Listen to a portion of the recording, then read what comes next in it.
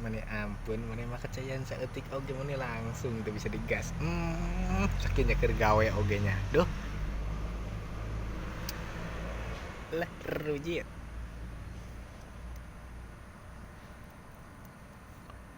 Guys, info guys. Kalau ada yang rekomen gitu loh. Saya pengen ganti karbu, ini agak lebih irit lagi. Karbunya pakai apa ya?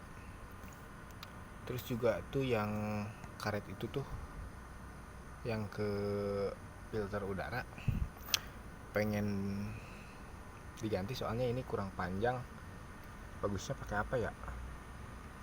BTW ini beat karbu tahun 2012 ya, terakhir. Buat kalian guys yang ada rekomen gitu loh, apa-apa boleh lah ya, komen guys, kasih info.